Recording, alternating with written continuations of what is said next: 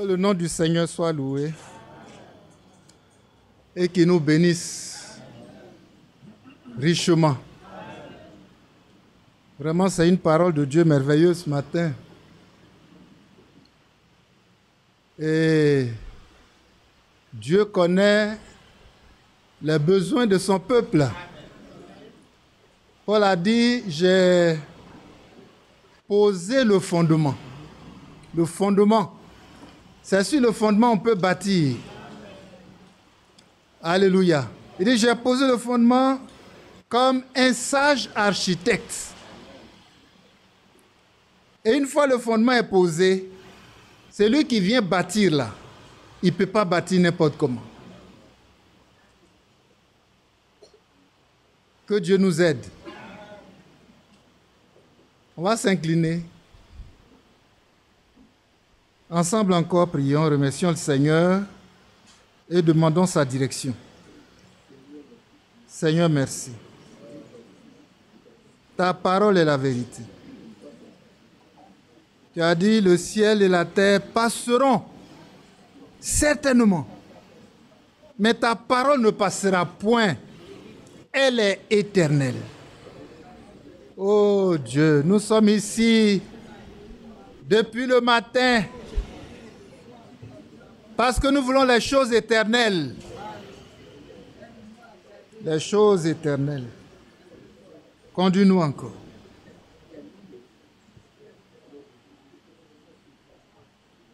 Et donne-nous de bâtir sur le vrai fondement. Pour être une maison de Dieu achevée. Une maison de Dieu achevée. Oh, viens au secours. Éclaire-nous. Instruis-nous. Prends la direction de ce monde. Au nom de Jésus-Christ, notre Sauveur. Amen. Seigneur, nous savons que le temps est venu où les choses ne doivent plus se faire n'importe comment. Le temps est venu de regarder au Saint-Esprit. Si nous voulons résumer tout ce que ton serviteur a déposé le matin, c'est cela. Parce que c'est toi qui vas achever ton œuvre. C'est pourquoi viens-nous au secours. Tu as dit que celui qui a des oreilles, qu'il entende ce que l'Esprit dit aux églises. Donne-nous des oreilles de disciples. Des disciples qui savent écouter et discerner. Qui ont l'intelligence et la sagesse. Oh Dieu puissant. Toi qui nous as parlé le matin, parle-nous encore ce soir. Nous voulons ta parole. Nous voulons ta parole. Car tu as dit le ciel et la terre passeront. Mais ta parole ne passera point. Ta parole est éternelle. Et nous sommes ici pour les choses éternelles. Les choses d'en haut qui ne périssent point. Oh Dieu, viens-nous au secours. Tiens-nous par la main et conduis-nous. Tiens-nous par la main et conduis-nous. Au nom de Jésus-Christ, notre Sauveur. Amen. Merci Seigneur. Gloire à Dieu. Soyons donc attentifs. Vous savez, si on veut tout résumer, c'est en une seule phrase. Le temps est venu de regarder au Saint-Esprit. Et le serviteur de Dieu l'a dit. Mais c'est le résumé de tout. Amen. Le temps est venu de regarder au Saint-Esprit. Levez les yeux vers le temps précédé par la souffrance et le feu accompli. Le passé glorieux fut son sort, car il obéit jusqu'à la. Lève les yeux, Lève les yeux vers lui. Oh oui, car il t'a précédé par la souffrance, il fut accompli. Où fut les Passé glorieux fut son sort, car il obéit jusqu'à la mort. Alléluia. Vraiment, le temps est venu de regarder au Saint-Esprit. Que Dieu nous aide. Vous voyez, ça a été des mises au point. Quand on dit mise au point, je dirais même des mises au point capitales que le Saint-Esprit nous a faites ce matin par son serviteur, notre frère Badi. Des mises au point. Voyez, ce matin, c'est un recadrage. C'est pour ne pas déraper. Et quand on recadre, et qu'à cet instant-là même tu réalises que tu as dérapé, reviens. Reviens sur le vrai fondement. Et Dieu sait que beaucoup ont dérapé. Leur orgueil, leur vanité va les retenir, mais que Dieu leur fasse grâce. Que Dieu nous fasse grâce. Amen. Que Dieu nous fasse grâce. Un recadrage. Voyez, je dirais que c'est des clarifications très précises pour dire reviens. C'est encore possible. Reviens. Parce que le temps viendra où on ne pourra plus revenir. Hein. Reviens. Reviens sur le droit chemin. Alléluia. Reviens à la parole. C'est toutes ces, voyez, ces clarifications qui ont été faites. Voyez, c'est l'heure de la décision. Je sais que le soir, le temps est court, on va juste réfléchir sur un phénomène de la nature qui va nous enseigner spirituellement. Toujours dans la parole de Dieu. Que Dieu soit loué. C'est vraiment l'heure de la décision. Et ce qui va nous être enseigné, c'est que quand c'est le moment de prendre la décision, il ne faut pas attendre. Il faut la prendre maintenant. Il faut prendre la décision maintenant. Il ne faut pas remettre à demain ou après. Frères et sœurs, sachons-le, hein? L'heure est grave. Hein? La religion s'est installée. On dit que nous sommes sortis de la religion pour venir au message. Mais aujourd'hui, la religion s'est installée où? Dans le message. On fait quoi? On fait quoi? Que Dieu nous aide.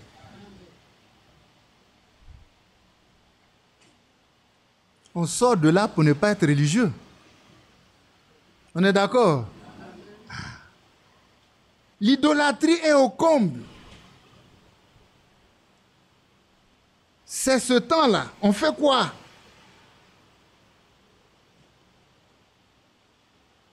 Quand l'idolâtrie a tout pris, cet esprit contrôle tout, on fait quoi? Il faut sortir. Sors de là pour ne pas être idolâtre. Il y a une parole de Dieu qui dit ne soyez pas idolâtres. C'est même une parole actuelle. Ne soyez pas idolâtres comme ils ont été. Comment? 1 Corinthiens 10. On y va.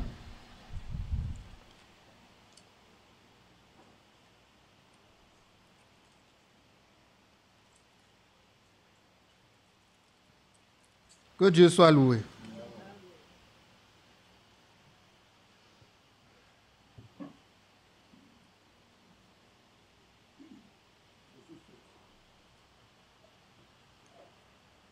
Au verset 7.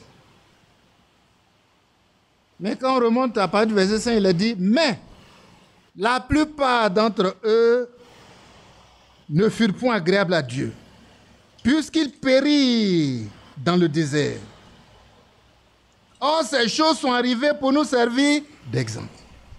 afin que nous n'ayons pas de mauvais désirs comme ils en ont eu. Ne devenez point idolâtres comme quelques-uns d'eux. Selon qu'il est écrit, le peuple s'assit pour manger et boire, puis ils se levèrent pour se divertir. Ne nous livrons point à l'impudicité, comme quelques-uns d'eux s'y livraient, de sorte qu'il en tomba 23 000 en un seul jour. Ne tentez point le Seigneur comme le tentaient quelques-uns d'entre eux qui périrent par les serpents. Ne murmurez point comme murmuraient quelques-uns d'eux qui périrent par l'exterminateur. Ces choses leur sont arrivées pour servir d'exemple et elles sont écrites pour notre instruction à nous qui sommes parvenus à la fin des siècles. Ce n'est pas pour nous la parole là, c'est nous, c'est pour nous. C'est pour nous spécialement. Ainsi donc, verset 12, on va finir là. Que celui qui croit être debout prenne garde de tomber. Que Dieu nous aide. Amen. C'est donc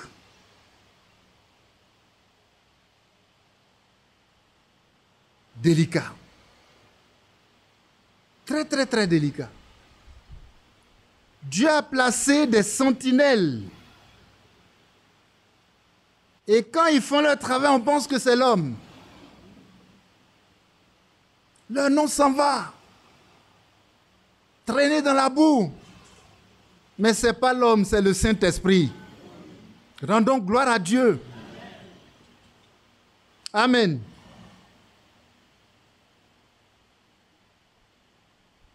Ainsi donc, verset 12, c'est notre conclusion. Que celui qui croit être debout prenne garde de tomber. Quelque part d'autre, c'est dit, nous ne sommes pas de ceux qui se retirent pour se perdre, mais de ceux qui ont la foi pour sauver leur âme. Alléluia. Sentinelle, que dis-tu de la nuit? Sentinelle, que dis-tu de la nuit? Frères et sœurs, on doit rendre gloire à Dieu. Parce qu'il y a des ministères que Dieu a placés dans l'Église. Tout est précieux, hein? Mais c'est des ministères qui nous ramènent à chaque fois sur le droit chemin, qui nous recadrent. La sentinelle. Ce ministère-là, quand il travaille, on voit le travail de la sentinelle. Vous savez, allez-y dans les Saintes Écritures et cherchez à savoir, mais la sentinelle, là, c'est quoi? On pense qu'il est orgueilleux. Il se met au-dessus des autres. C'est lui qui connaît, c'est lui qui voit. Mais oui, la sentinelle voit ce que le peuple ne voit pas. C'est l'œuvre du Saint-Esprit. C'est vrai, physiquement, il y a ce qui est fait, on va même lire, alors qu'on en parle. Enlevez le nom de l'homme dessus. C'est l'œuvre de la parole de Dieu. Amen. C'est l'œuvre de la parole de Dieu. La sentinelle. La sentinelle pour avertir le peuple. C'est ça. Et moi je dis, laissons-nous avertir. C'est pour notre bien. C'est pour notre salut. Tu es en train d'aller dans une direction. La sentinelle, même si c'est une gifle, prends ça, endure ta douleur et corrige-toi. Ah oui, c'est une vraie sentinelle, hein, parce que il gifle parfois. Hein. Je sais de quoi je parle. Mais on pense que c'est l'homme. Mais si on a le temps, on est sincère, pour examiner à fond, on sait que c'est l'œuvre de Dieu. Jésus lui-même, là, il n'a pas giflé. Dans le temple, quand il en avait marre, quand il s'est levé, là, allez-y demander au vendeur, là.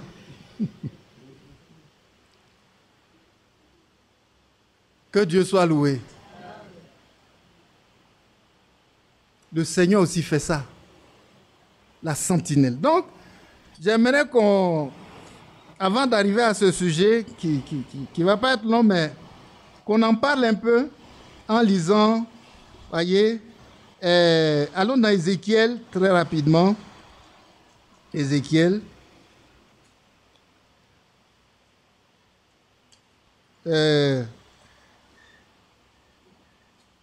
Une ou deux paroles.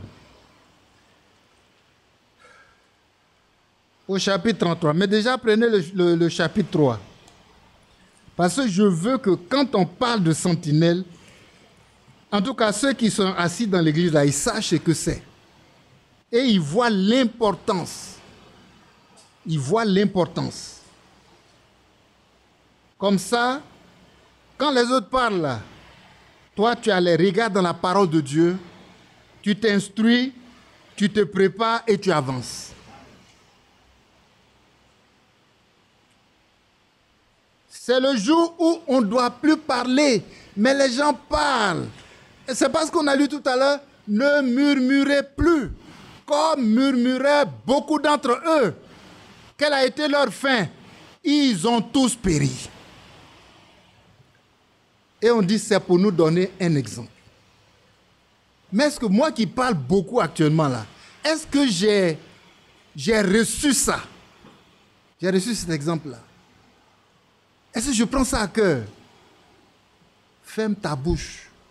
Laisse la parole de Dieu te parler et toi, perfectionne-toi avec la parole de Dieu pour avancer. Alléluia. Ne parlez pas comme les autres ont parlé. Et ceux qui parlent aujourd'hui, là, ne parlez pas comme eux. Vous êtes un peuple mis à part pour Dieu, pour l'enlèvement. Alléluia. Donc on n'a pas droit à ceux dont les autres se donnent droit. Je ne sais pas si vous me comprenez. Hein? Ils se donnent des droits. Mais nous, il y a une restriction. La parole de Dieu nous restreint. Même dans la parole, ce n'est pas tout on doit dire. Dieu nous aide. Parle juste et avance. Quand tu parles la parole de Dieu, ça c'est juste. Le verset 17 dit quoi? Fils de l'homme, c'est ça? Ézéchiel chapitre 3, hein, verset 17. Je t'établis comme sentinelle sur la maison d'Israël. Tu écouteras la parole qui sortira de ma bouche et tu les avertiras de ma part. Si on a bien compris ça, alors on comprend la signification de ce que c'est que la sentinelle.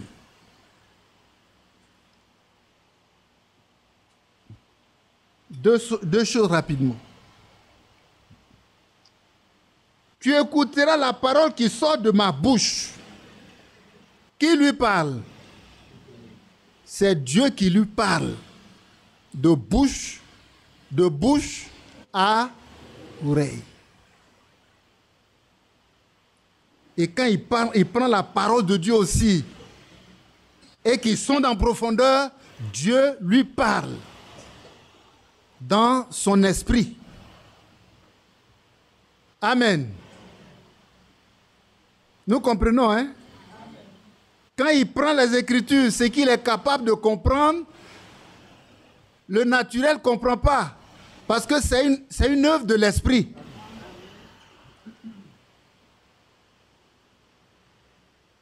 Dieu donne à qui il veut. Et quand je sais que Dieu a donné à quelqu'un au milieu de moi, je rends gloire à Dieu.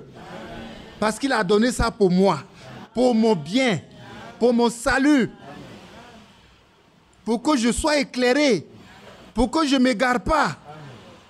S'égarer est très facile. Hein? Chacun prend sa route. Dans ce message aujourd'hui, tout le monde a pris sa route. Mais la parole dit reviens. Amen. La voix de la sentinelle dit reviens. Et il te montre le vrai fondement que tu as raté là. Où tu dois bâtir, tu as laissé pour bâtir à côté là. Même si tu as bâti, il faut laisser. Même si tu as battu immeuble, il faut laisser. Viens recommencer. Parce qu'il n'est pas encore trop tard. Aujourd'hui, si vous entendez ma voix, n'endurcissez pas votre cœur. Comme lors de la révolte. Que Dieu nous aide. Lui, il est capable d'entendre Dieu. Amen. Et son rôle, c'est de venir. Quand il entend Dieu et puis il vient faire quoi?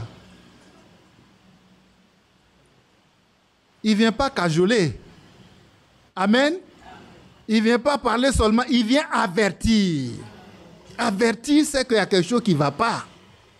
Quand tu reçois des avertissements, ceux qui vont au travail, là, à quel moment on reçoit avertissement? Et même il y a des degrés. C'est que déjà, tu es sur une fausse route. Mais ce n'est pas trop grave. Tu n'es pas encore blâmé. Alors on t'avertit. Lui, il a averti. Amen. Non. Il a une manière de parler. En tout cas, c'est comme c'est lui seul qui voit. Prenons ça comme ça. Parce qu'il a averti. C'est la parole de Dieu qui dit, hein. Amen. C'est l'esprit qui est sur lui là qui travaille comme ça. Que Dieu nous aide. Ce n'est pas le sujet, on ne va pas s'étendre. Hein. Prenons Ézéchiel rapidement, chapitre 33.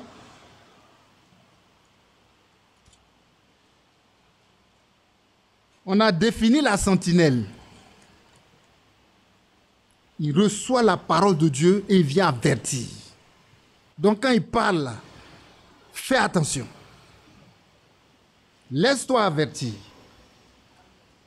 Et quand tu t'es laissé avertir, reviens. Amen. Laisse-toi avertir et reviens. C'est ça la sentinelle. Ézéchiel 33.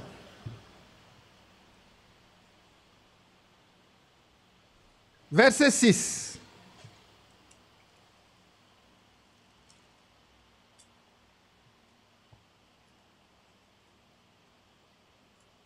Si la sentinelle voit venir l'épée et ne sonne pas de la trompette, si le peuple n'est pas averti, vous comprenez, hein? C'est un travail d'avertissement. Si le peuple n'est pas averti et que l'épée vient enlever à quelqu'un la vie, celui-ci périra à cause de son iniquité. Mais,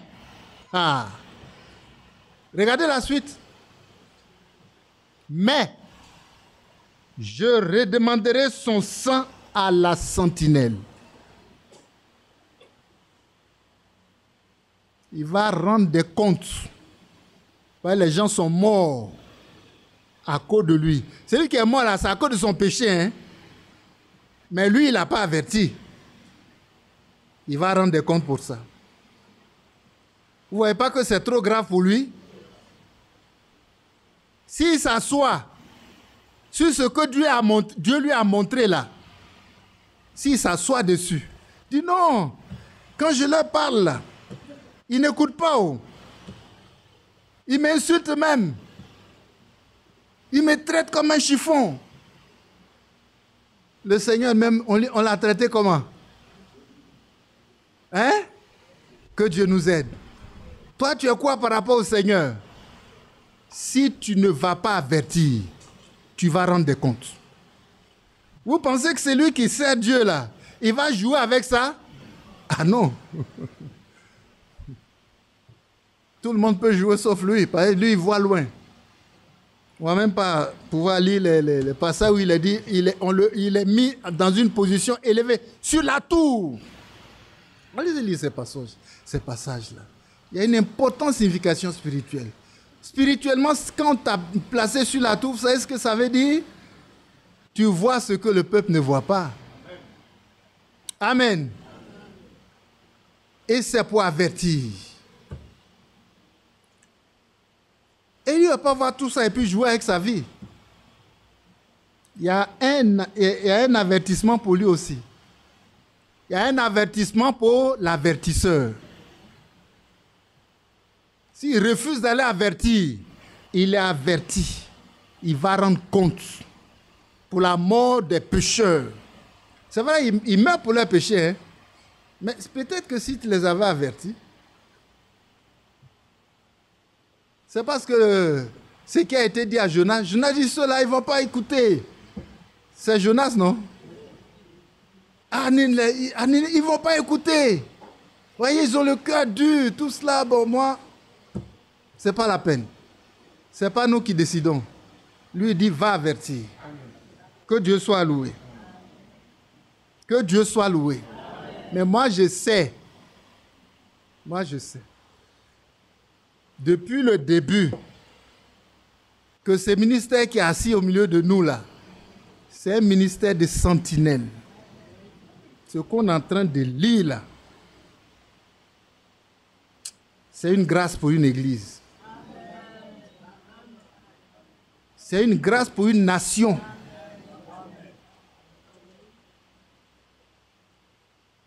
Ah non, il ne va pas fermer la bouche pour aller payer pour votre sang. Il va parler. Si tu prends, c'est pour toi. Tu as sauvé ton âme. Si tu ne prends pas, c'est ton problème. Que Dieu nous aide.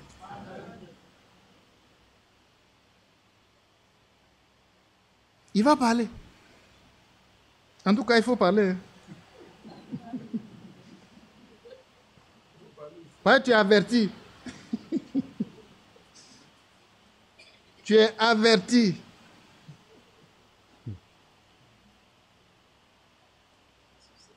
Le verset 7. Et toi, fils de l'homme, je t'ai établi comme sentinelle sur la maison d'Israël. Tu dois écouter la parole qui sort de ma bouche. Il n'écoute pas 2 personnes. Il n'écoute pas 3 personnes. Il écoute une seule personne.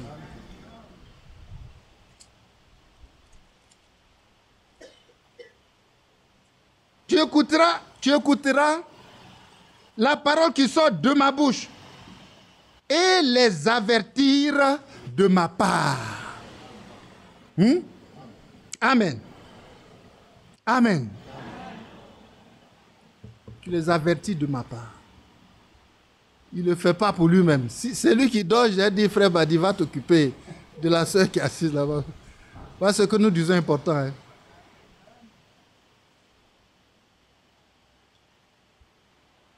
Terminons dans Ésaïe 21.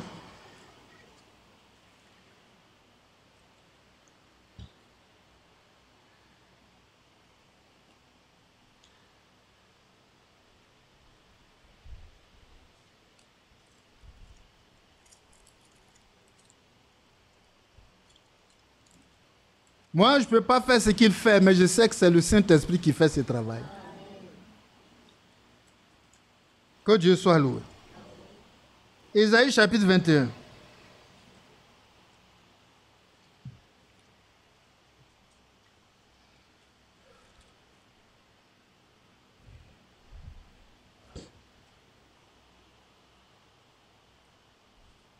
Verset 6. Car ainsi m'a parlé le Seigneur, va, place la sentinelle, qu'elle annonce ce qu'elle verra. Amen. Pour ne pas lire beaucoup, allons au verset 11. Oracle sur Duma, on me crie de Séir, sentinelle, que dis-tu de la nuit? Il est placé sur une tour. C'est lui qui peut dire, personne d'autre ne peut dire. C'est lui qui voit, personne d'autre ne voit. Que dis-tu de la nuit? Sentinelle, que dis-tu de la nuit? Verset 12. La sentinelle répond, le matin vient et la nuit aussi. Si vous voulez interroger, interrogez.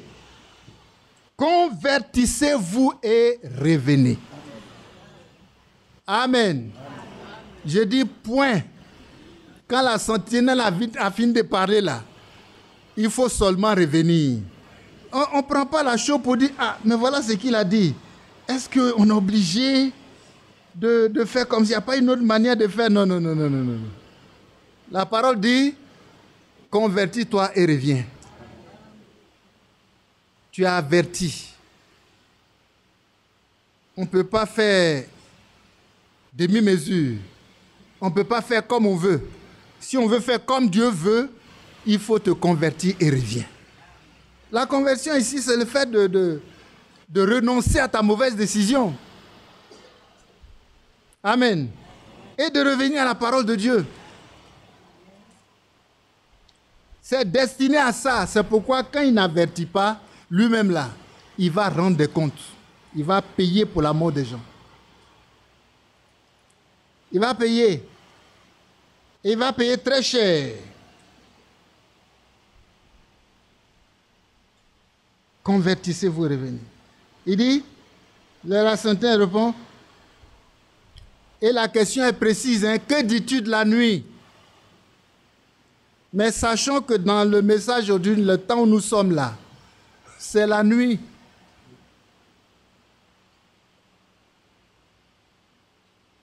Amen. Il dit, la nuit vient le jour aussi, certainement. Mais la période de la traversée que nous avons dans ce message, c'est la nuit. Même le cri de minuit, ce n'est pas la nuit. Le réveil, ce n'est pas la nuit. Ils sont encore dans la nuit. On est encore dans la nuit. La nuit, là, c'est dangereux. La nuit, là, on ne voit rien de clair. Mais la sentinelle voit. Quand il a averti, convertissez-vous et revenez. Reprenons le droit chemin. Avançons avec la parole pas à pas. C'est le temps de la nuit. La préparation de l'époux se fait la nuit, là. Le Seigneur viendra peut-être au petit jour. Que Dieu soit loué. Ah oui. Que dis-tu de la nuit?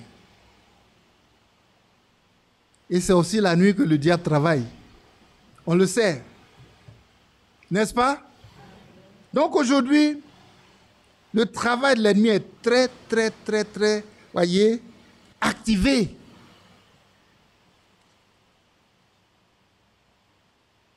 Et on a besoin d'un réveil. Le réveil de l'épouse, là, c'est nous.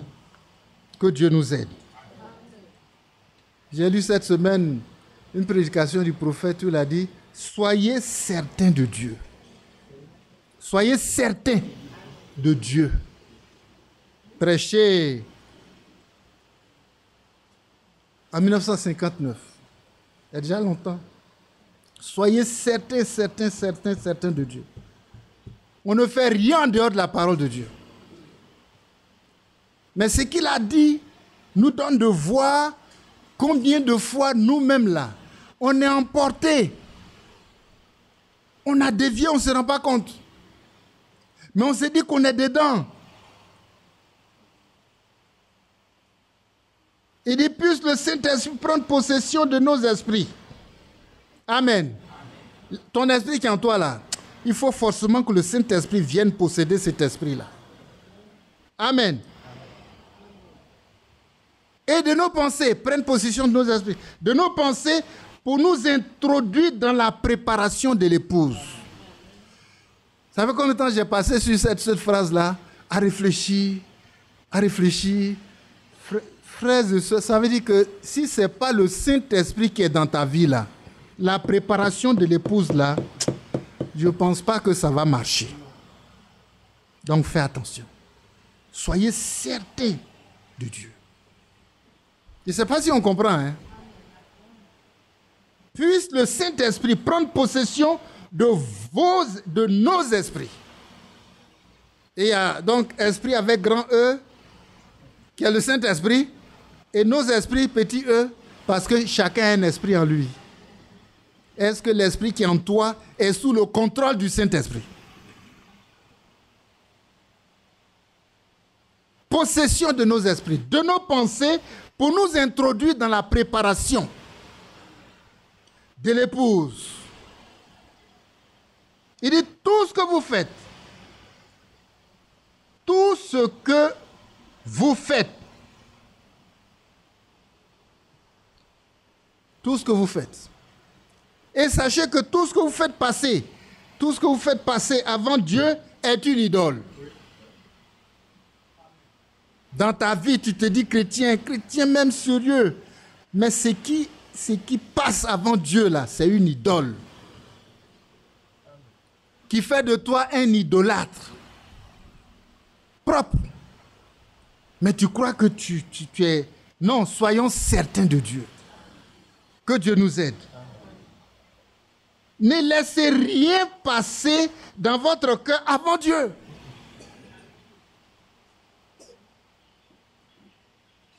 Il a dit des choses qui font très peur. Des choses qui font très peur. Il dit Satan est astucieux. Satan est rusé. Il peut vous amener à faire passer l'Église avant Dieu. Je cite William Marion Branham. Bon, peut-être quelques années en arrière, je ne pouvais pas comprendre. Mais aujourd'hui, je comprends. Faire passer l'Église avant Dieu et sa parole. Faire passer l'Église avant Dieu, avant la parole, en suivant la voie du plus grand nombre. En suivant la voie du plus grand nombre. Quelque chose se passe dans l'Église. Et puis c'est le plus grand nombre. Mais c'est la majorité. Hein, la voix de la majorité. Dieu n'est pas un démocrate. Hein. Que Dieu nous aide. Que Dieu nous aide. C'est la majorité qui prend le pouvoir. Mais c'est la parole de Dieu qui prend le pouvoir. Tu es les vrais enfants de Dieu. Et si tu fais passer cette majorité avant Dieu, tu es un idolâtre. Tu es assis dans l'église, mais tu es idolâtre. Il dit, tu peux dire ceci. Et il y a beaucoup de serviteurs. Je dis, mais ça c'est vrai. J'ai une grande église, une grande congrégation, un grand édifice. Et cela passe avant Dieu. La parole doit passer avant tout. Mais ne laissez rien passer avant Dieu et sa parole dans votre cœur. Tant que les gens commettent cette erreur, il dit, tant de gens, j'ai mal lu, tant de gens commettent cette erreur encore aujourd'hui. Céder à la demande populaire. Tout irait bien tant que le gouvernement approuve, tant que le plus grand nombre approuve. Mais le chrétien dit que m'importe ce que le gouvernement approuve. Que m'importe que ce soit le plus grand nombre, la majorité qui prenne ce chemin-là. Moi, je prends le chemin de la parole de Dieu. Même si je suis seul. Que Dieu nous aide. Tout ce que vous faites, soyez certains de Dieu. Reposez-vous sur sa parole. Croyez sa parole. Vivez sa parole. Pour moi, vivre, c'est Christ. Amen. Là où la parole de Dieu est rejetée, soyez rejetés aussi. Soyez rejetés aussi. Ce que nous avons besoin aujourd'hui, ce n'est pas une foi illusoire. Une foi illusoire de spiritualité débridée et religieuse.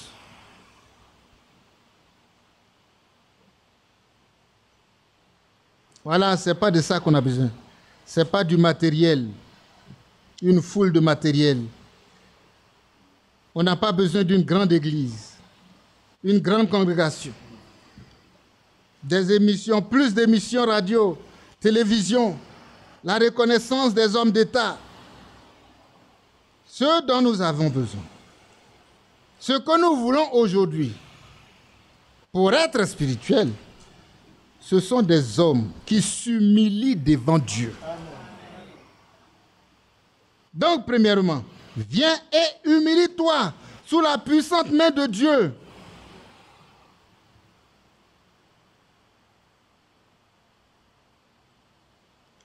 Veut dire, tu mets tout ce que tu es sous son autorité et sa puissance. Tu t'abandonnes entièrement à lui. Tu t'abandonnes entièrement à lui. Prenons 1 Pierre 5, c'est écrit.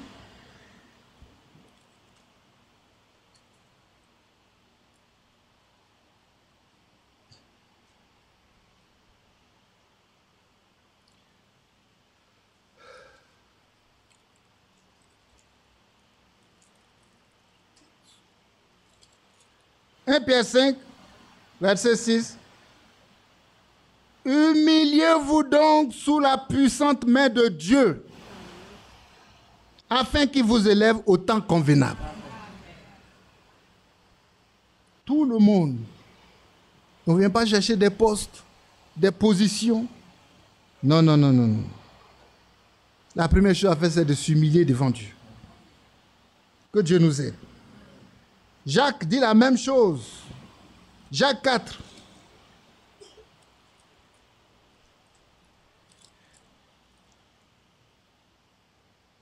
Verset 10.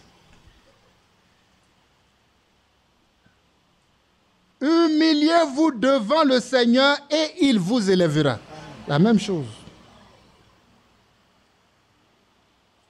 Il dit peu importe que tu sois sans sous. C'est-à-dire que tu n'as même pas d'argent.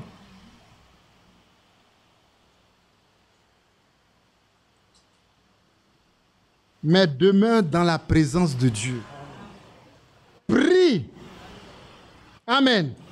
Jusqu'à ce que la volonté de Dieu soit satisfaite. En toi. Voilà. La volonté de Dieu est satisfaite de toi. Dieu est satisfait de toi. La volonté de Dieu est accomplie en toi. Dieu est satisfait de toi. Que Dieu nous aide. Et que dans leur cœur se produise un réveil, une œuvre de l'esprit qui changera leur attitude. C'est-à-dire ton attitude change. Qui changera ton attitude, ton habitude. Il dit leur désir, leur goût, leur vision. Tu ne vois plus les choses comme tu voyais. Maintenant là, tu vois comme le Saint-Esprit voit. Qui changera? Attitude. On a été enseigné dessus, l'attitude. Et les habitudes, tout change. Les désirs, le goût, les visions, le chemin aussi change. Et qui changera même l'atmosphère dans laquelle vous vivez. C'est-à-dire, tu ne peux plus supporter de vivre n'importe où et n'importe comment. Non, non, non, non. Tu vis là où l'atmosphère là. Que Dieu nous aide. C'est l'atmosphère spirituelle qui vient de l'Esprit de Dieu.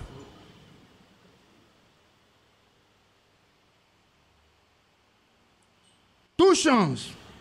Mais tu viens pour ça.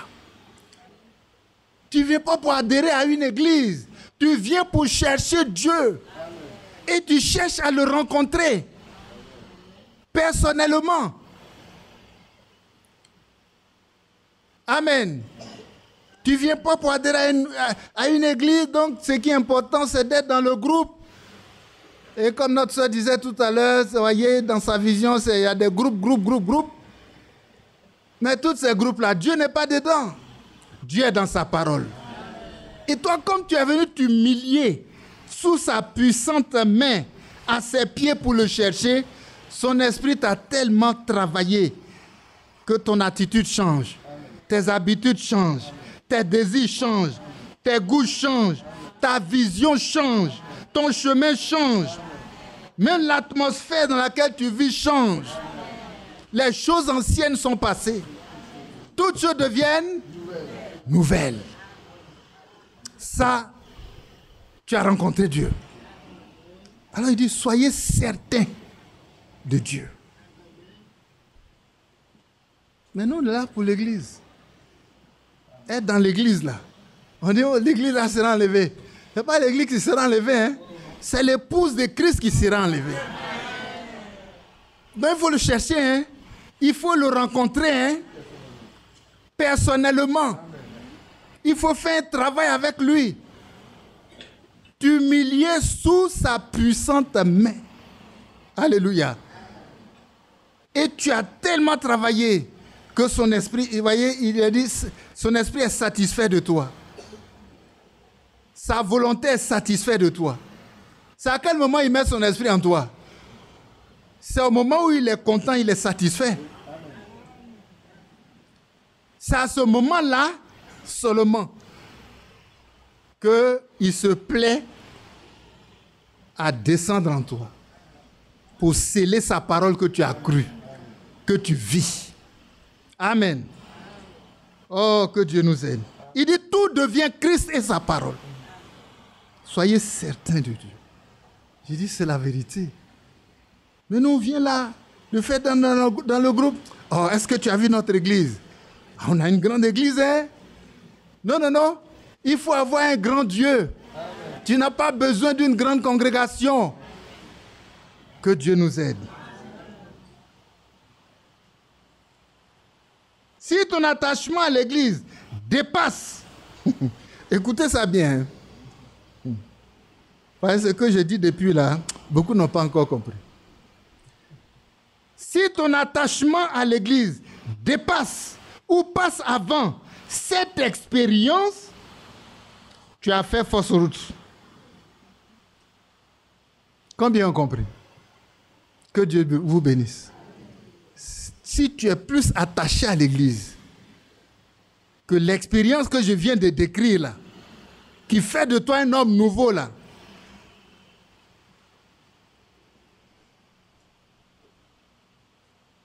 si ton attachement à l'église dépasse ça, tu as fait fausse route.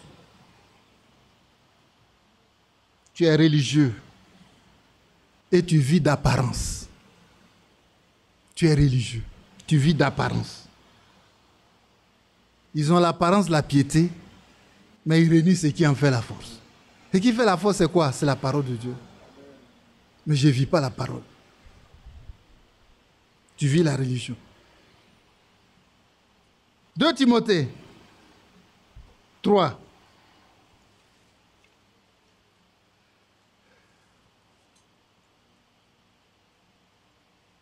« 2 Timothée 3.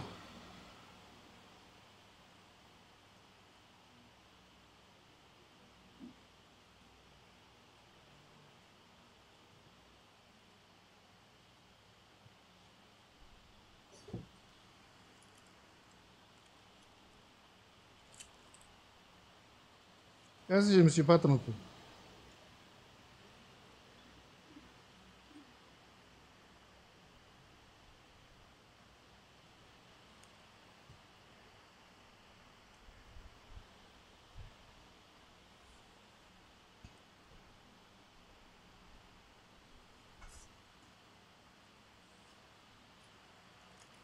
Je ne sais pas pourquoi j'ai écrit ce verset.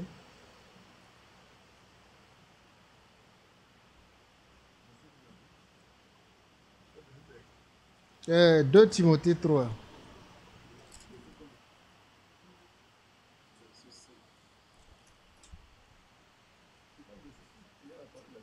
Oui, c'est ça.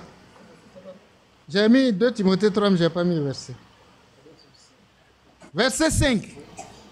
Ayant l'apparence de la piété, verset 5, c'est ça. Mais régnant ce qui en fait la force. Éloigne-toi de ces hommes-là. Éloigne-toi de ces hommes-là.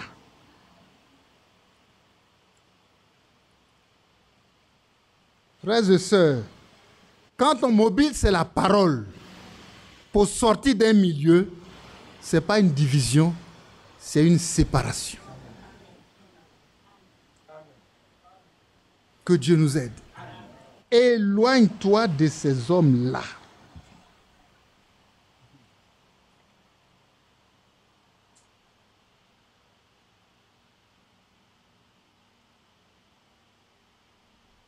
Il dit encore, peut-être que tu es vêtu de haillons.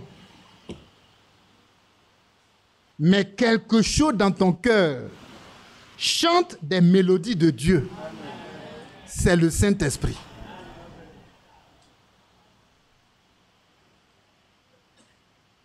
Il dit, je préférerais avoir cela que tout l'or du monde.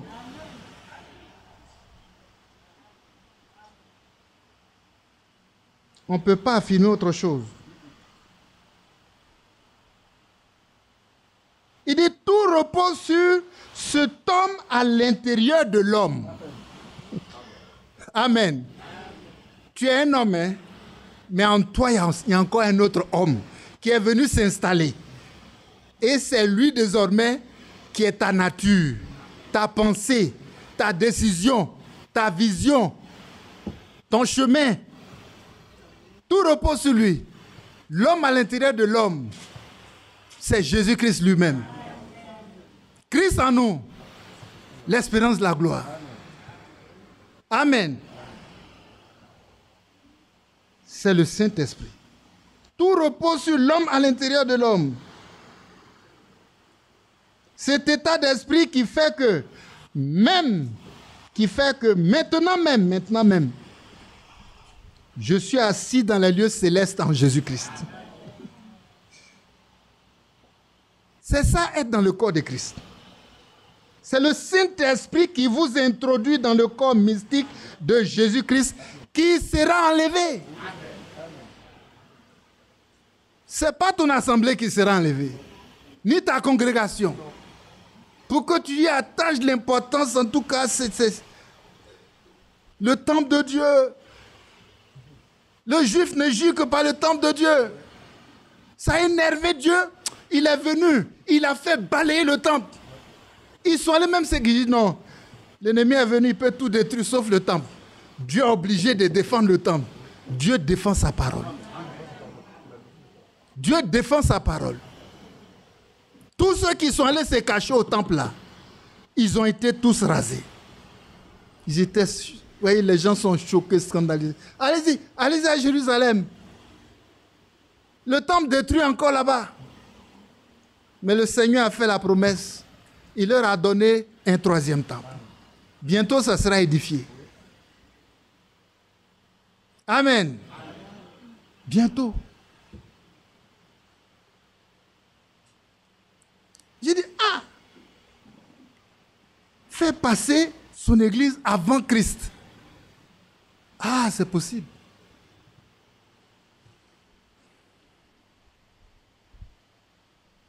Que Dieu nous aide à revenir. Parce que nous sommes au temps de la fin, ce que nous avons entendu ce soir, ce matin, c'est que c'est le Saint-Esprit. Amen.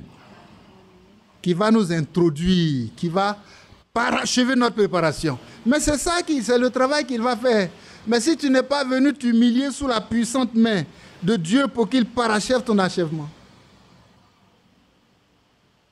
pour qu'il te remplisse de son esprit, sa volonté est satisfaite de toi. Amen. Et il fait de toi un homme nouveau. Ton attitude change, tes habitudes changent. Ta vision change. Ta pensée change. Tes goûts même changent. Alléluia. Oui. Ton chemin change. Même l'atmosphère où tu vis là, ça change. Quand tu rentres dans la maison des chrétiens, tu sais qu'ici vit un chrétien. Que Dieu nous aide. Tu sais qu'ici vit un chrétien. Vous savez, je ne sais plus combien de temps il nous reste dans quelle heure. Il est bon. La nature nous enseigne qu'après 40 ans, l'aigle, vous savez l'animal qu'on appelle l'aigle, voilà, c'est de lui qu'on va parler. Après 40 ans, l'aigle doit prendre une décision et les scientifiques ont qualifié cela de une décision douloureuse et difficile. Un animal qui décide mieux que l'homme. Que Dieu nous aide. Après 40 ans. Et cette décision difficile et douloureuse, c'est quoi? C'est renaître ou mourir. Ou il accepte de renaître ou bien il meurt. Que Dieu nous aide. Renaître ou mourir. Renaître ou mourir. C'est un changement douloureux. Il y en a qui n'arrivent pas et qui meurent. Mais c'est des cas exceptionnels, c'est des cas rares. Mais la plupart du temps, l'aigle accepte de renaître, quel que soit ce que ça lui coûte. Que Dieu soit loué. Mais la parole dit que nous sommes des aigles de Dieu. Nous sommes des aigles de Dieu. De même qu'il est confronté à une décision décisive qui détermine sa survie, nous aussi on est confronté à une décision décisive. Voyez, pour notre survie. C'est la même chose. Nous sommes des aigles de Dieu. Vous savez, quand le Seigneur, voyez, la nature nous enseigne, hein, quand le Seigneur Jésus lui-même devait choisir un type dans la nature, il a pris l'agneau. Amen. Et ça correspondait au travail qu'il est venu faire, accomplir sur la terre. On est d'accord? De sorte que quand il passait, Jean-Baptiste, le prophète qui est venu sonner la trompette pour le présenter, a dit, voici l'agneau de Dieu qui ôte le péché du monde. Amen. Il a choisi l'agneau.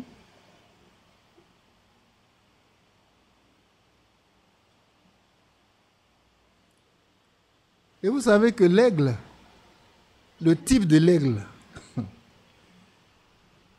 c'est ce que le prophète a choisi. Hein. Amen. J'ai dit, mais c'est normal que ce soit l'aigle. Que Dieu nous aide.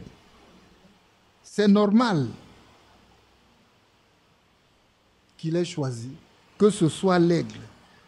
Dans ce message qui prépare la seconde venue du Seigneur, il a choisi un type dans la nature auquel chaque croyant, déjà quand vous allez dans Apocalypse 4, vous verrez que les 4 êtres vivants là, le dernier, c'est l'aigle. Mais pas l'aigle n'importe comment, dans n'importe quelle position, hein, un aigle volant. Que Dieu soit loué. Mais allez-y voir, le 4e être vivant, où est-ce qu'il apparaît? Dans le 4e sceau. Où on dit le 4e être vivant est apparu dans le 4e sceau. Un aigle volant. Frères et sœurs, l'aigle est un grand symbole dans la parole de Dieu. Mais particulièrement dans le 7e âge. Parce que le 4e sceau correspond au 7e âge. Hein. On a reçu l'enseignement ici. Qui a aussi l'âge de l'aigle. Il dit c'est l'âge de l'aigle. Et mieux, l'âge de l'aigle volant. Il n'est pas assis, il vole. Voilà, le 4e être vivant.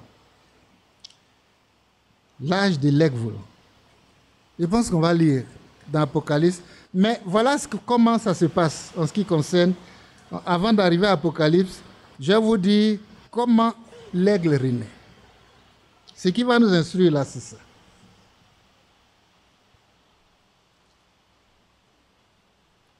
Il va dans la montagne. Le prophète en a déjà parlé. Hein. Il va dans la montagne. Une haute montagne, loin, dans le rocher.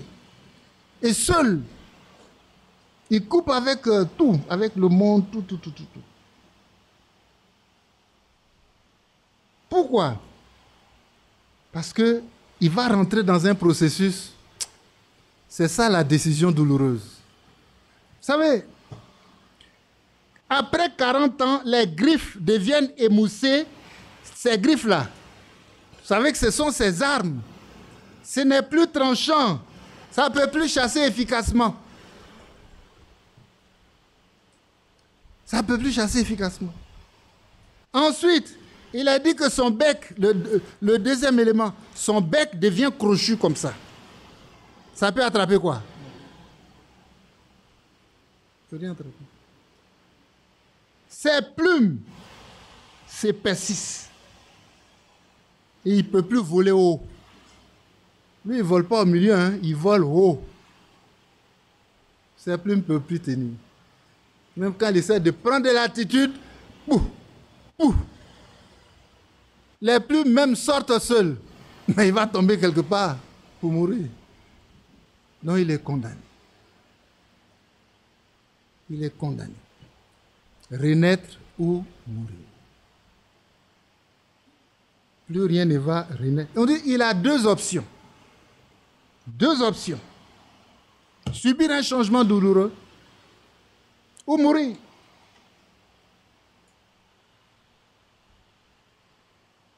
Ou mourir, c'est laisser mourir simplement.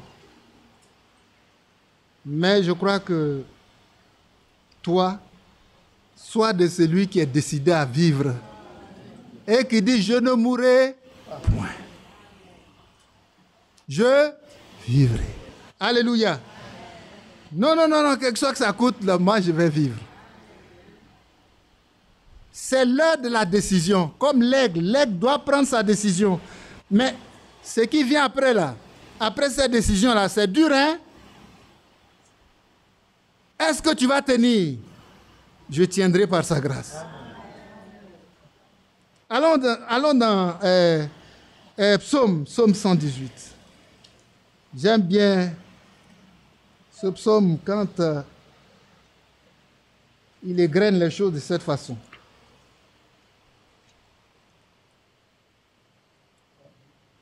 « 118.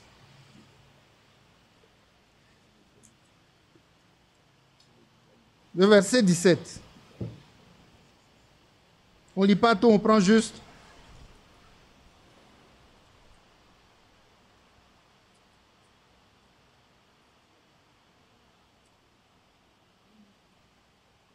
Verset 16 déjà dit, la droite de l'Éternel est élevée. La droite de l'Éternel manifeste sa puissance. Je ne mourrai pas. Je vivrai et je raconterai les œuvres de l'Éternel. Alléluia. Parce que tu t'appuies sur quoi? Tu t'appuies sur la droite de l'Éternel. La droite de l'Éternel qui est élevée. La droite de l'Éternel qui est puissante. Quand tu t'appuies là-dessus, c'est vrai que tu es environné de la mort partout, mais tu déclares. Ta foi déclare. Je ne mourrai pas, je vivrai. 1000 tomberont à ma gauche, 10 000 à ma droite. Je serai debout. De mes yeux seulement je regarderai. Parce que l'Éternel est mon soutien. Il dit, je vivrai. Psaume 146. Vous savez, il y a des décisions douloureuses, mais il faut la prendre. Amen. Quel que soit ce que ça te coûte, il faut la prendre. Parce que c'est pour ta survie. Psaume 146, verset 2. À bas du verset 1 déjà, il dit, louez l'Éternel. Mon âme loue l'Éternel. Je louerai l'Éternel tant que je vivrai. Je célébrerai mon Dieu tant que j'existerai. Alléluia. Plus rien ne doit compter pour toi. Gloire soit rendue à son nom. Soyons certains de Dieu. Tu peux venir t'asseoir dans l'église comme ça. Il faut rencontrer Jésus-Christ. Quelque chose doit se passer. Amen. Tu as une expérience à faire. Quelle est la renaissance de l'aigle? Il va dans les montagnes. Il va dans un creux du rocher quelque part, seul. Et ça va durer 150 jours. J'ai réfléchi, je dis, mais il mange quoi? Il fait quoi? Il boit quoi? Il fait... C'est des questions qu'on se pose. Mais si tu es allé là-bas avec quelqu'un, il s'occupera de toi. Le Dieu de l'univers va s'occuper de toi. Il est là-bas. 150 jours. Et il commence son travail. Voilà ce que le bec est devenu. Ça ne veut plus rien faire. Mais ces becs-là, il prend pour attraper le poisson. Il peut même déchirer. Je voyais dans une vidéo, même cette semaine, il est descendu comme ça sur le dos d'une panthère. Et quand une fois il fait rentrer ces griffes-là, il est paralysé, l'animal est paralysé de douleur. Il a commencé à tout sur sa tête, il a déchiré. Comment ça? Vivant, hein? J'ai dit, mais c'est pas possible. Mais voilà ce que c'est devenu. Il va là-bas. Tu sais ce qu'il fait? Il frappe ça dans le rocher là. Bon. Il va heurter son bec contre le rocher pendant 150 jours, jusqu'à ce que le bec là tombe. Est-ce que c'est doux? C'est très, très douloureux. Et une fois ça tombe, un nouveau bec pousse. Dieu soit loué. Voilà l'objectif. Amen. Un nouveau bec pousse. Quand le vieux bec tombe, un nouveau bec pousse. Il prend un nouveau bec là. C'est puissant. Il prend pour arracher tous ces ongles, ces serres là. Il arrache. Il enlève tout. Quand les ongles tombent, de nouveaux ongles poussent. N'est-ce pas merveilleux? C'est le travail de Dieu. Ensuite, il commence à arracher ses plumes. Il pique là, de ses ailes. Il enlève tout, il devient vilain, délabré. Et qui se cache même dans un rocher parce que si un animal, même petit comme ça, le trouve là, il peut même le dévorer. Il n'est plus rien. Il est dépouillé.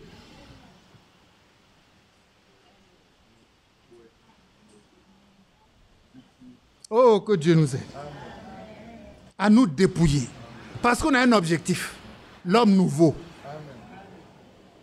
L'homme nouveau. Il arrache ses plumes. Méconnaissable.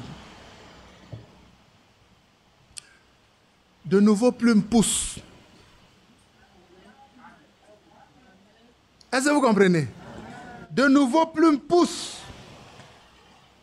Et c'est nouveau, vigoureux, résistant, qui peut tenir, quelle que soit la pression de l'air, en altitude. Ces ailes-là, ça ne va pas sortir, ça tient. Oh, gloire à Dieu. Ce parcours douloureux prend 150 jours. Mais après cela, l'aigle obtient une nouvelle vie.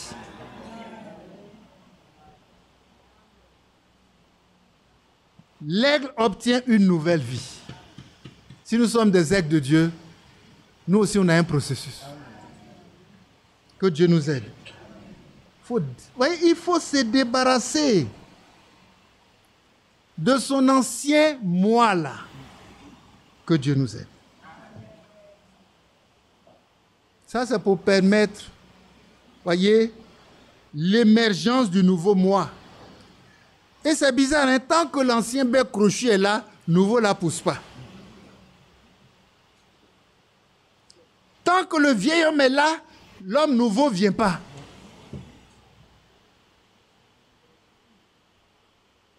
Que Dieu nous aide.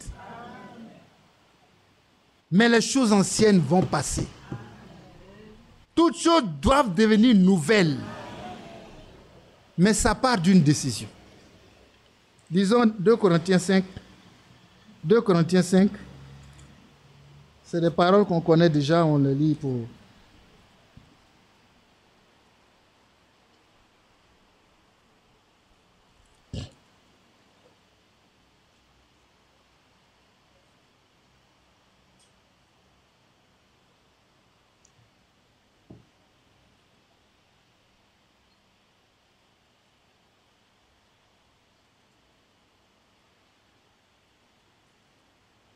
Le verset 16, pour raccourcir la lecture, ainsi, dès maintenant, nous ne connaissons personne selon la chair. Et si nous avons connu Christ selon la chair, nous ne connaissons plus de cette manière. Si quelqu'un est en Christ, il est une nouvelle création. Les choses anciennes sont passées. Voici, toutes choses deviennent nouvelles. Par la nouvelle naissance. Amen. Par la nouvelle naissance. Et c'est par ce processus-là que l'aigle est passé pour devenir, voyez, un aigle nouveau, capable de ses performances, des vraies performances. C'est par ce processus-là.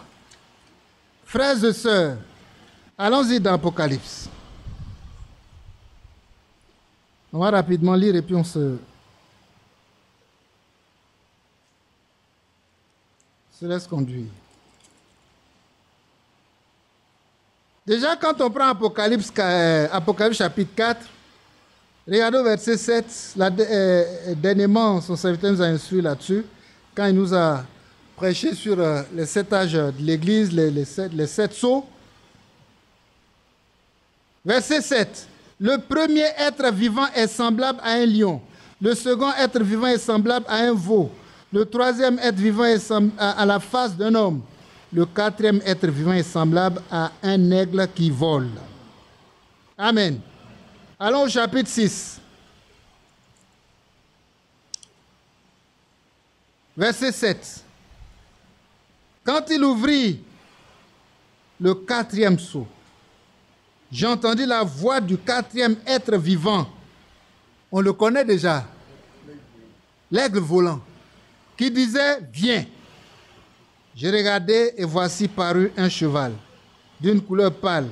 Celui qui le montait se nommait la mort et le séjour des morts l'accompagnait. Le pouvoir leur fut donné sur le quart de la terre pour faire périr les hommes par l'épée, par la famine, par la mortalité, par les bêtes sauvages de la terre.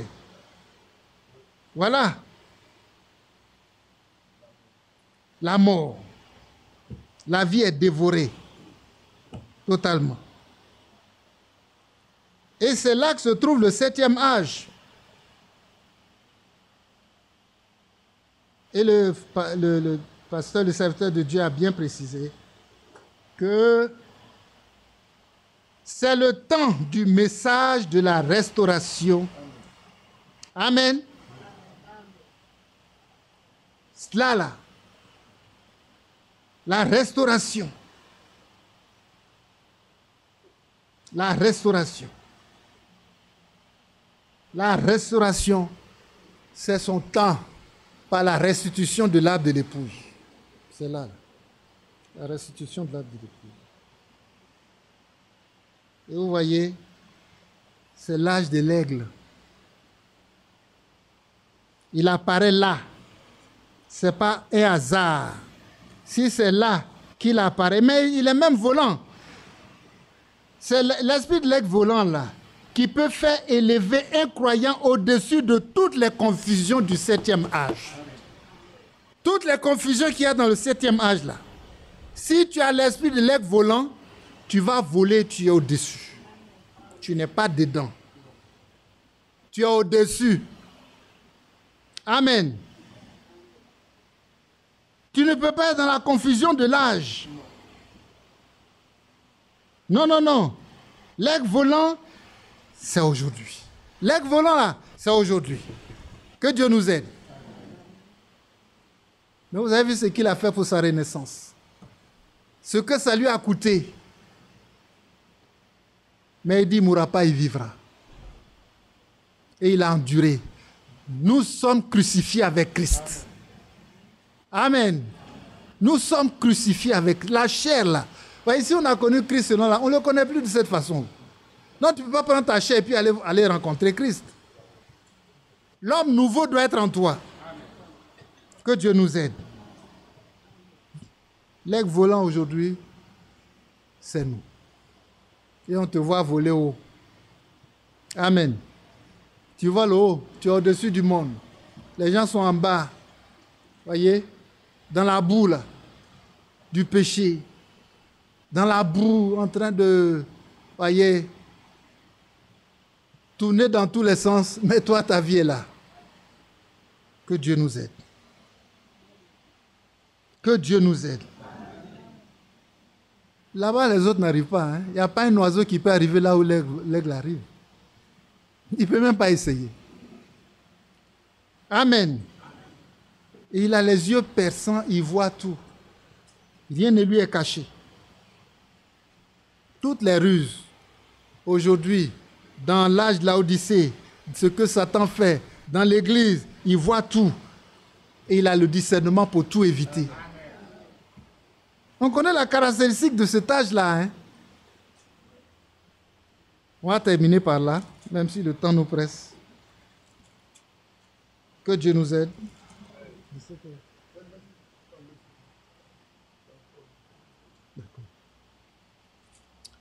Apocalypse 3.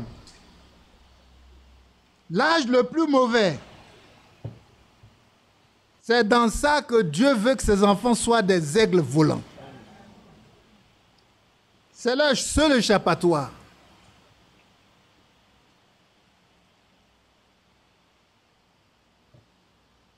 L'âge le plus mauvais, c'est là où Dieu a tout vomi. Tout. Il a tout rejeté. Au point où il se tient à la porte, même de l'église. Il se tient à la porte et il frappe. Lui-même en personne. Il n'a pas envoyé un prophète. Il n'a pas envoyé quelqu'un. Il se tient à la porte et il frappe. Il se tient lui-même à la porte et il frappe. Voilà les caractéristiques de l'âge.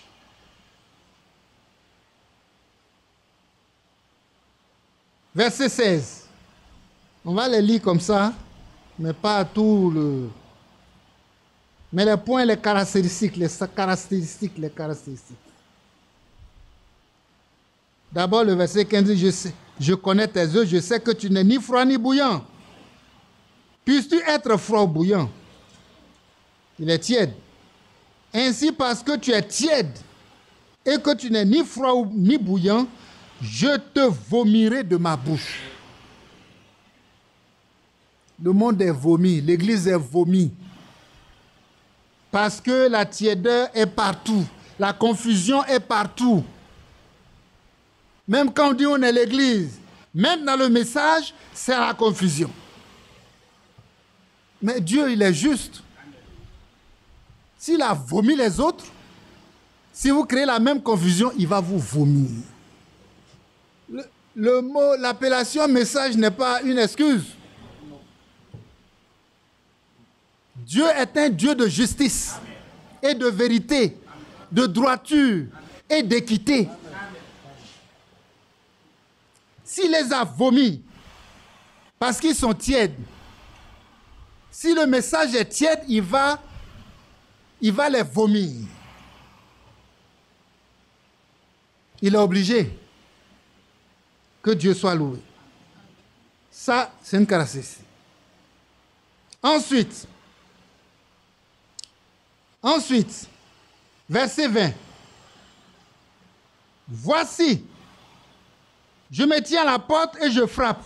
Il ne peut pas rester dans la vomissure. Il est obligé de sortir. Si quelqu'un entend ma voix et ouvre la porte, j'entrerai chez lui. Je souperai avec lui et lui avec moi. Amen. Amen. Ça, frères et sœurs, c'est très fort. Dieu lui-même en personne à la porte, il frappe. Mais il est sorti. Ça doit nous amener à comprendre tout ce qu'on a entendu ce matin. Frères et sœurs, on ne peut pas jouer avec ça. On est averti, on doit décider. Amen. Il dit, convertissez-vous et revenez. On doit décider. Tu reviens, tu as la vie, Tu ne reviens pas, tu restes là-bas, tu es mort. Que Dieu nous aide.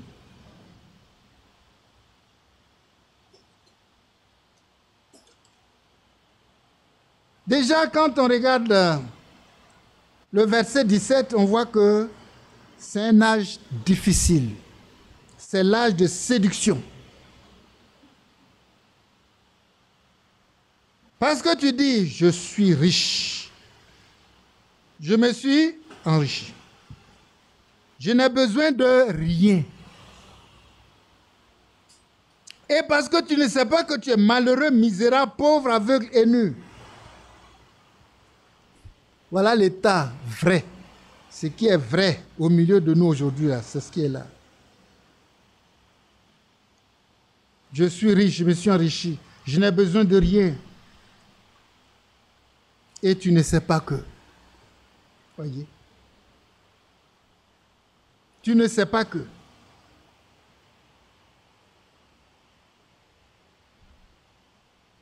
C'est l'orgueil.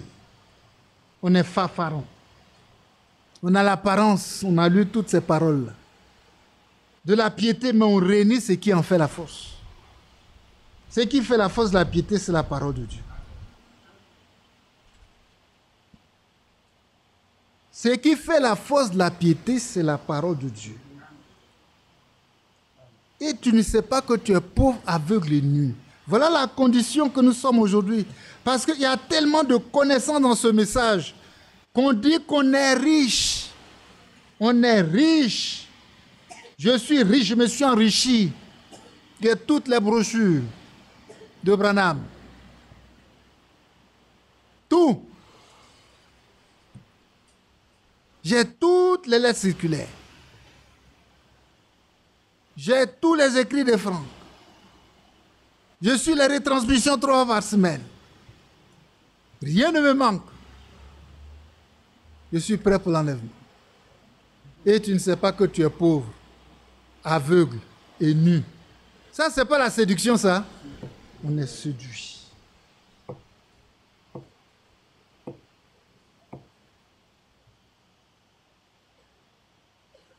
On est séduit. On a lu une parole de Dieu tout à l'heure dans 2 Timothée où voyez, où il a dit, en reprenant ces passages, c'est très profond, la dernière parole, 2 Timothée 3, 5.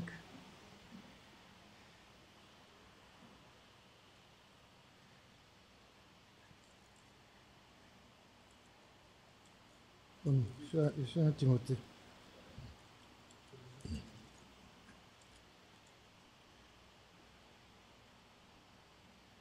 De Timothée 3, ayant l'apparence de la piété, mais régnant ce qui en fait la force. Quand tu dis je suis riche, je me suis enrichi, j'ai tout. Je suis au top de la spiritualité. Et puis qu'en réalité, ce n'est pas ça. C'est ce que la parole appelle l'apparence de la piété.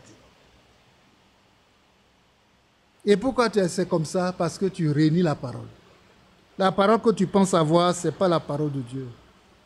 C'est de la falsification, c'est des fausses doctrines.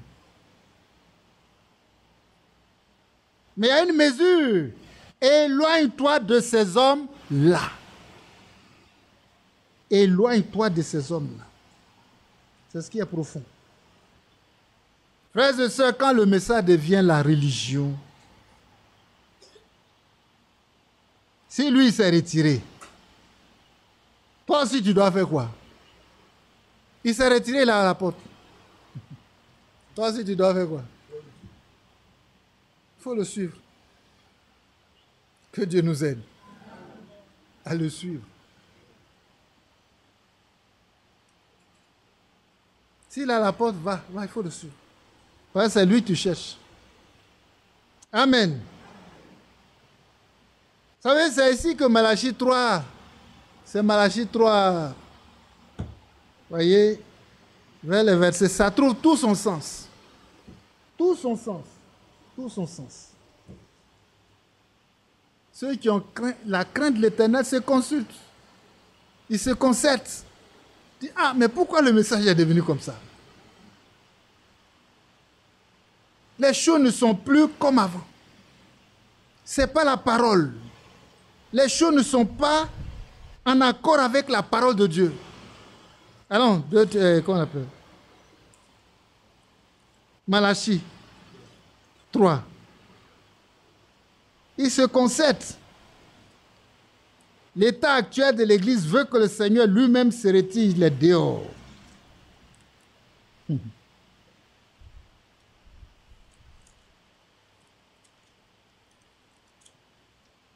Ce n'est pas moi qui va rester dedans. Que Dieu nous aide. Malachie chapitre 3, nous y sommes. Verset 16. Alors ceux qui craignent l'Éternel se parlèrent l'un à l'autre. L'Éternel fut attentif et il écouta. Et un livre du souvenir fut écrit devant lui pour ceux qui craignent l'Éternel. Amen. Pour ceux qui craignent l'Éternel. Pour ceux qui craignent l'Éternel et qui honorent son nom. Ils seront à moi, dit l'Éternel. Ils m'appartiendront au jour que je prépare. J'aurai compassion d'eux, comme un homme a compassion de son fils qui le sait. Et vous verrez de nouveau la différence entre le juste et le méchant, entre celui qui sert Dieu et celui qui ne le sert pas. Mais en fait, celui qui est présenté ici comme étant celui qui ne le sert pas là, il dit qu'il sert Dieu. Et il ne sait pas qu'il est misérable, pauvre, aveugle et nu. Que Dieu nous aide. Il ne sait pas. En tout cas, si cette église où tu es là, où nous sommes là, si cette église devient la religion, je te conseille de fuir. Il faut partir. Ça, c'est conforme à la parole de Dieu. Il faut partir. Parce que Christ, lui, n'est plus là. Hein? Il est sorti. Il faut le suivre. Il faut sortir. Que Dieu nous aide.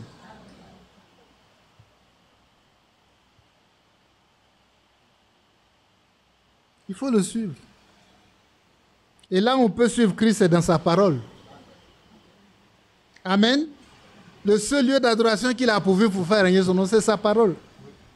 Il n'est pas ailleurs. Il est dans sa parole. En tout cas, c'est ça. On doit seulement suivre Christ partout où il va. Alléluia. Mais ce soir, je pense que, en méditant la renaissance de l'aigle, c'est pour que nous comprenions. C'est pour que nous comprenions. On termine là et puis on prie. En prenant Romains 8.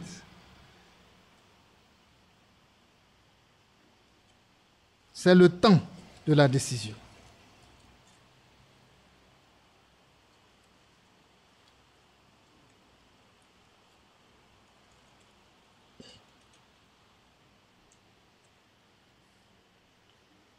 Je vais demander au frère s'il peut nous projeter très rapidement. Frère Thierry, c'est le choix d'une épouse à la page 28. À la page 28.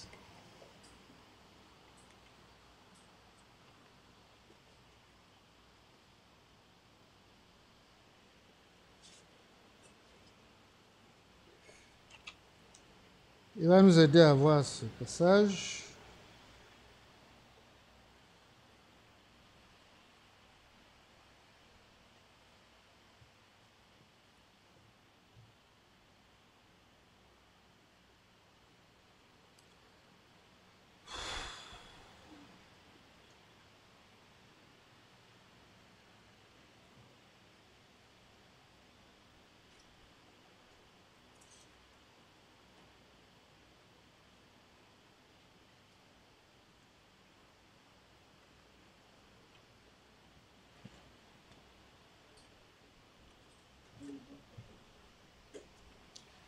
à la page 27 déjà, le 169.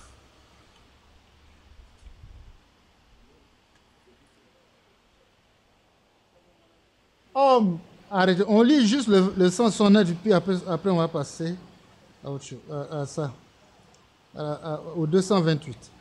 Mais regardez le 169. Homme, arrêtez-vous juste une minute. Regardez au credo que vous servez. Regardez dans vos églises.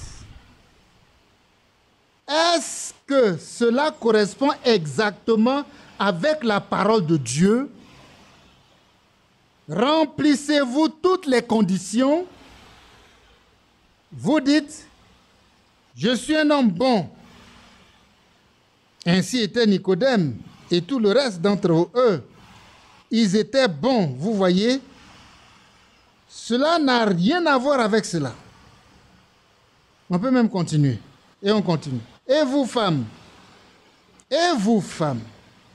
je veux que vous regardiez dans un miroir à ce que Dieu exige d'une femme.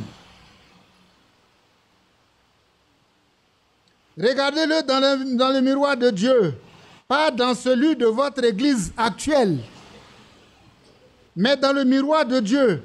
Voyez si votre vie remplit toutes les conditions de l'épouse spirituelle de Jésus-Christ.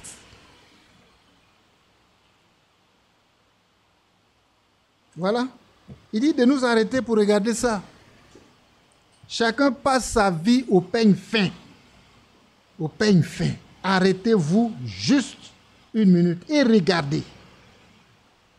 Est-ce que la parole que mon église suit là, les credos là, que nous servons là, regardez votre église. Est-ce que cela correspond exactement à la parole de Dieu? Maintenant, allons au 160. On continue, hein? Au 160. On est au 171, non? Oui, on continue. Ministre de l'Évangile, pensez de même. Est-ce que vous arrondissez les angles ici pour espérer, hein? Pour épargner les sentiments de quelqu'un là-bas? Feriez-vous cela s'il ne vous mettait pas hors de votre église? Si vous le sentez de cette manière, mon cher frère, laissez-moi vous avertir dans le nom de Jésus-Christ. Et fuyez cela maintenant. Comment? Immédiatement. Maintenant même, ça va trop durer.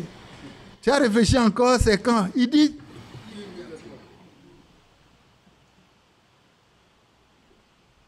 fuyez cela immédiatement.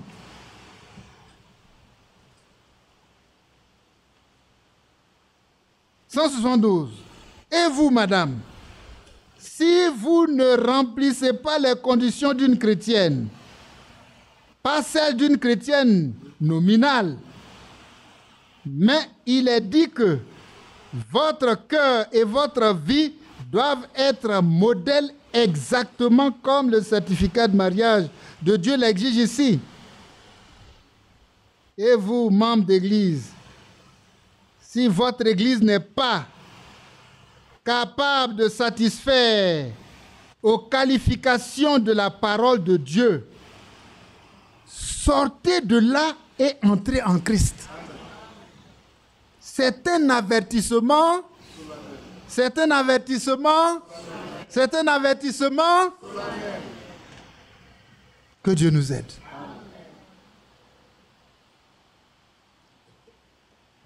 Vous savez, ce qu'on a lu au 173, quand on prend cela dans la version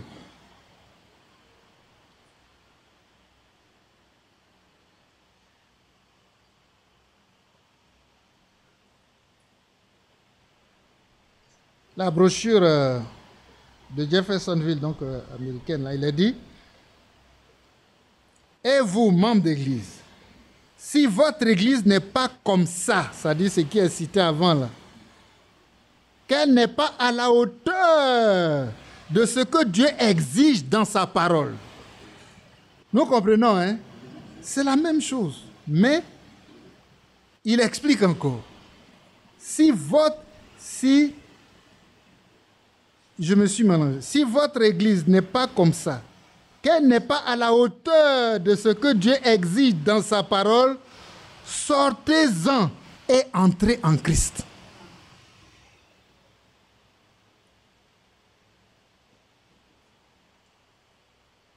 On a dit c'est le frère qui est trop dur. C'est pas Badi qui est trop dur. Hein. La parole de Dieu même est très très dure. Et si tu ne tiens pas, tu perds ta place. Un animal est capable d'attraper ses ongles. Il dit que ça ne me sert plus. Mais je sais qu'il y a une vie qui est derrière ça. Si j'arrache ça, j'aurai une vie meilleure. Mais il faut arracher. Mieux vaut entrer borgne, entrer manchot, tout ça dans le royaume de Dieu que d'avoir les deux mains et puis aller en enfer. Un animal est capable d'attraper son ongle, brouhaha arraché, quel que soit là. Il n'y a pas d'anesthésie, hein? Local ou je ne sais pas, non, rien. C'est direct. Mais il espère la vie, la renaissance. L'ongle nouveau, ce que ça va être capable de l'aider à faire, ce qu'il va devenir. En Christ, nous devenons des hommes nouveaux. Il dit sortez, sortez. Sortez de là et entrez en Christ. Mais il trouve que, l'église là aussi, j'ai mis dedans. Hein? Vous connaissez ma participation dans cette église-là? Est-ce que je peux laisser ça comme ça? Mais qui a mis plus que quelqu'un que je connais? Non, il faut laisser Christ. Je dis parmi les hommes là même. Tous ceux qui sont ici ou ailleurs. Qui a mis plus que quelqu'un que je connais? Mais il est parti. Toi, tu as mis combien et puis tu ne peux pas partir? Frères et sœurs, ce qui passe avant la parole de Dieu, c'est une idole. Je ne veux plus être idole. Je veux marcher avec la parole. Je vais aller jusqu'au bout, quel que soit ce que ça me coûte.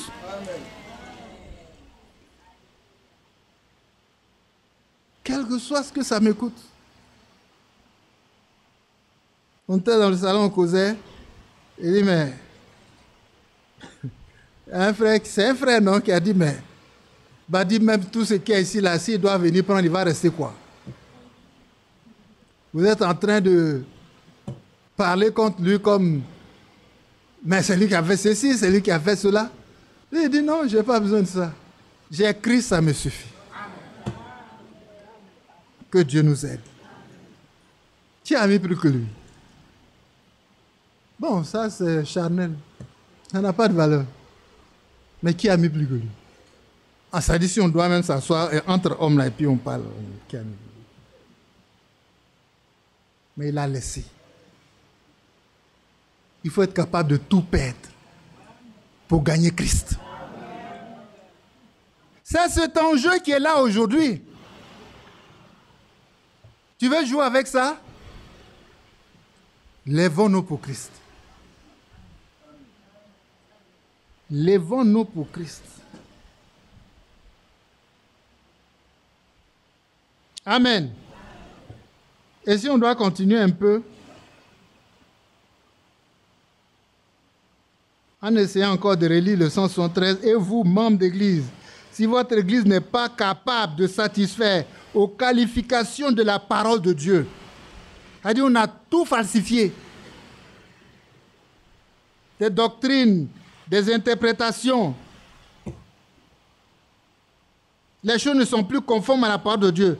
Sortez de là et entrez en Christ. Il dit, c'est un avertissement solennel. Nous ne connaissons pas l'heure. Vous ne savez pas quand cette ville, un de ces jours, va se trouver là-bas, englouti au fond de cet océan. Oh, Capernaum, a dit Jésus, et toi, Capernaum, qui a été élevé jusqu'au ciel, tu seras abaissé jusque dans le Hadès. Si ces œuvres puissantes qui ont été faites ici, avant, avaient été faites à Sodome et Gomorrhe, elles subsisteraient encore aujourd'hui. Sodome et Gomorrhe gisent au fond de la mer morte et Capernaum est au fond de cet océan. Toi qui proclames être de la cité des anges.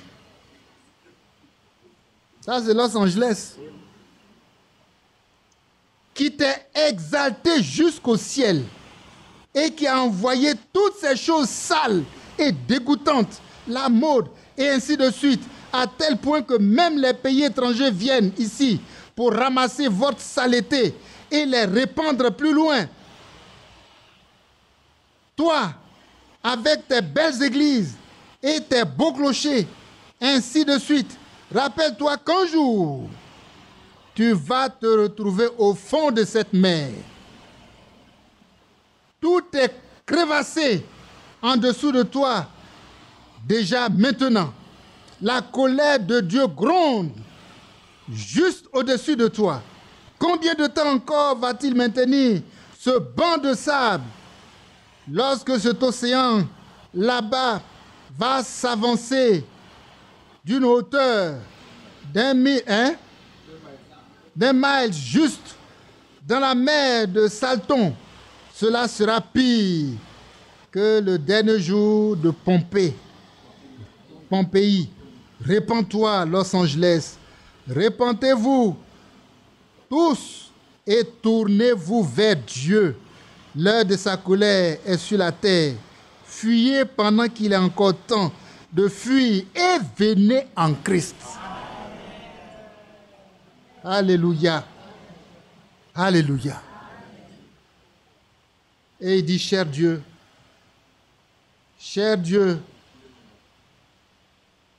on prie, lorsque mon esprit est bouleversé, que mon cœur saigne de nombreuses larmes d'avertissement,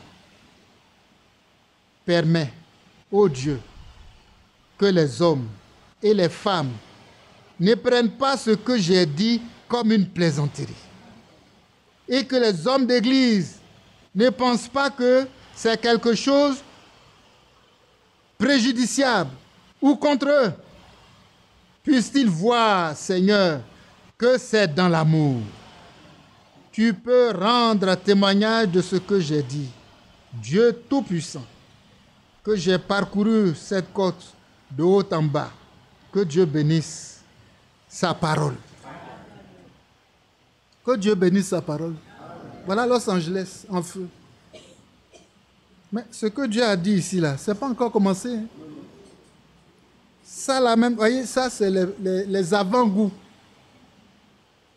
Les avant-goûts. C'est la deuxième plus grande ville des États-Unis.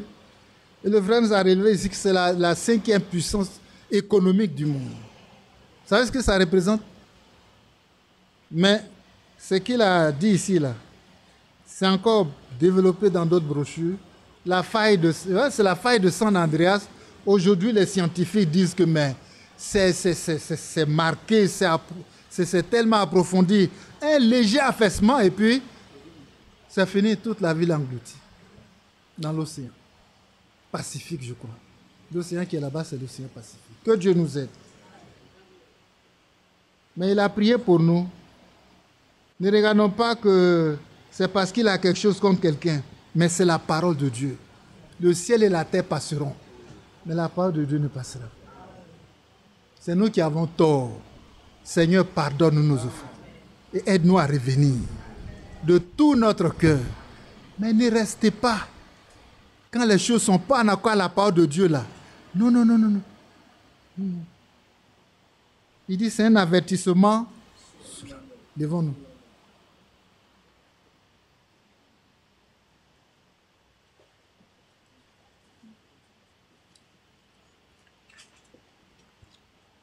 Et prions le Seigneur. Notre frère va nous conduire pour la suite de la prière. Prions ensemble.